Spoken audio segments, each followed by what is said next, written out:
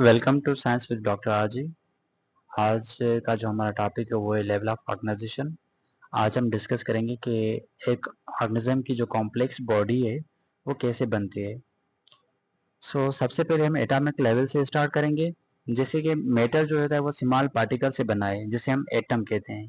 ठीक है, atom a means not, to means cut. जिसे हम कट न कर सकें, जिसे हम काट ना सकें, इसे हम एटम कहते हैं। तो जो मैटर है वो छोटे छोटे चीज़ों से बना होता है, स्मॉल पार्टिकल से बना होता है, छोटे ज़र्रों से बना होता है, उसे हम एटम कहते हैं। देखें, इस दुनिया में 100 से ज़्यादा से एलिमेंट डिस्कवर हो चुके हैं। उनमें से जो 16 एलिमेंट्स है, 16 एलिमेंट ऐसे हैं जिसे हम क्या कहते हैं, बायो एलिमेंट्स। बायो एलिमेंट्स हम इसे कहते हैं। उन बायो एलिमेंट्स में क्या होता है, सिर्फ उनमें से 6 एलिमेंट्स ऐसे हैं जो हमारे लिए बहुत इंपॉर्टेंट है, जिसका मेजर रोल होता है।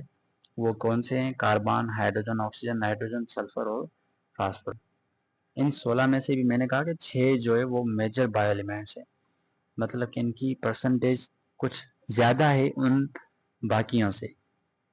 तो इसका मतलब ये हुआ कि टोटल जो एलिमेंट डिस्कवर हो चुके हैं उन सब में से 16 एलिमेंट्स जो हमारे हैं वो बायो एलिमेंट्स है, और उनमें से भी 6 जो है वो मेजर रोल प्ले करते हैं ऑर्गेनिज्म की बॉडी को बनाने में।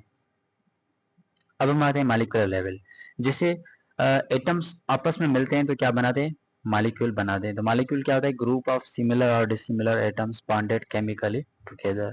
जब एटम्स आपस में मिले, चाहे सेम हो या डिफरेंट हो, ठीक है, उनके बीच में क्या हो, कौन या कोई केमिकल बॉन्ड हो, ठीक है, कोई फोर्स ऑफ अट्रैक्शन हो, तो उसे हम मॉलिक्यूल कहते हैं।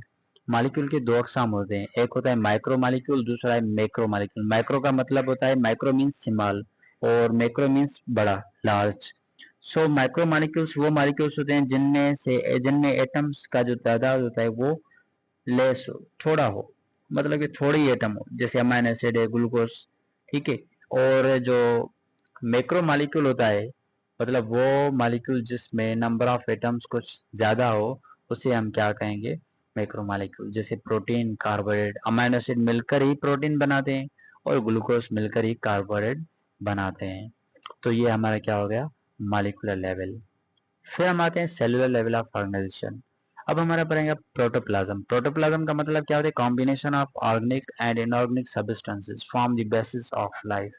देखिए, जो सेल का न्यूक्लियस होता है और जो साइटोप्लाज्म होता है, इन दोनों को मिलाकर हम प्रोटोप्लाज्म कहते हैं, ठीक है। तो ऑर्गेनिक और इनऑर्गेनिक सब्सटेंस जो भी सेल के अंदर मौजूद हैं, उन सब को मिलाकर हम क्या कहते हैं? प्रोटोप्लाज्म कहते हैं। ये लिविंग पार्ट होता है सेल का। तो प्रोटोप्लाज्म जब बनेगा तो जाहिर सी बात है कि सेल बना है। सेल क्या होता है? ये बेसिक यूनिट है लाइफ का, ठीक है। Protoplasm unit form of cell, यानी कि जो सेल खुद बना है वो किस पर डिपेंड करता है? वो इस प्रोटोप्लाज्म पर डिपेंड करता है।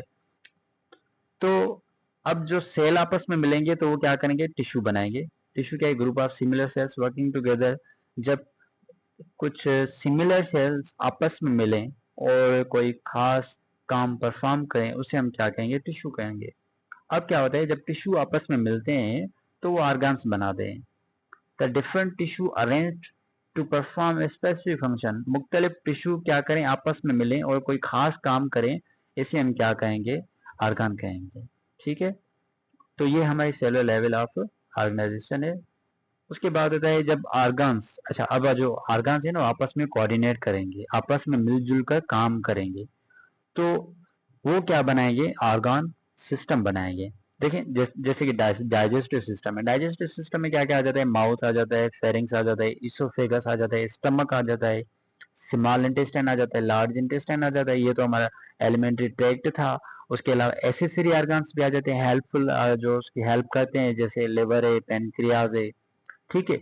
ये देखो कितने ऑर्गन से आपस में मिलकर एक ही खास काम कर रहे हैं। वो क्या है? डाइजेशन के, फूड को डाइजेस्ट करना है, उसे एब्जॉर्ब करना है, और जो वेस्ट प्रोडक्ट है उसे बॉडी से इजेक्ट आउट कर देना है। तो ये एक ऑर्गन सिस्टम है। तो इसमें ऑर्गन्स क्या करते हैं? आपस में मिलजुल कर काम करते हैं, आपस में कोऑर्डिनेशन पैदा करते हैं। तो अब क्या बनेगी? एक मल्टी सेलुलर ऑर्गेनिज्म बनेगा। जब ऑर्गन सिस्टम में आपस में मिलेंगे, जब ऑर्गन सिस्टम आपस में मिलेंगे और कोई खास काम करें, कोऑर्डिनेशन करें आपस में, तो एक क्या बनेगा, मल्टीसेलुलर ऑर्गेनिज्म बनेगा। फॉर एग्जांपल देखें, एक ह्यूमन है, ह्यूमन के अंदर डाइजेस्टिव सिस्टम है, रेस्पिरेटरी सिस्टम है, रिप्रोडक्टिव सिस्टम है, ठीक है, और एक्सक्रेटरी सिस्टम है, नर्वस सिस्टम है। देखिए कितने सिस्टम्स मौजूद हैं। ये सब अगर ऑर्गेनिज्म के अंदर काम कर रहे हैं तो ऑर्गेनिज्म लिविंग है। अगर इनमें से एक भी काम नहीं करा तो जो ऑर्गेनिज्म है वो नॉर्मल नहीं रहेगा। तो ये था हमारा क्या, लेवल ऑफ ऑर्गेनाइजेशन। तो एटम मिलकर मॉलिक्यूल बनाते हैं, मॉलिक्यूल मिलकर जो सेल के पार्ट होते हैं, जैसे प्रोटोप्लाज्म मैंने कहा, सेल ऑर्गेनेल्स दूसरे जो भी हैं वो बनाते हैं, फिर सेल बनता है, सेल के बाद टिश्यू, जब टिश्यू आपस में मिलते हैं तो ऑर्गन, ऑर्गन आपस में मिलते हैं तो ऑर्गन सिस्टम बनाते हैं, और ऑर्गन सिस्टम जब आपस में मिलते हैं तो वो एक मल्टीसेलुलर ऑर्गेनिज्म बनाते हैं। तो ये थी लेवल ऑफ ऑर्गेनाइजेशन।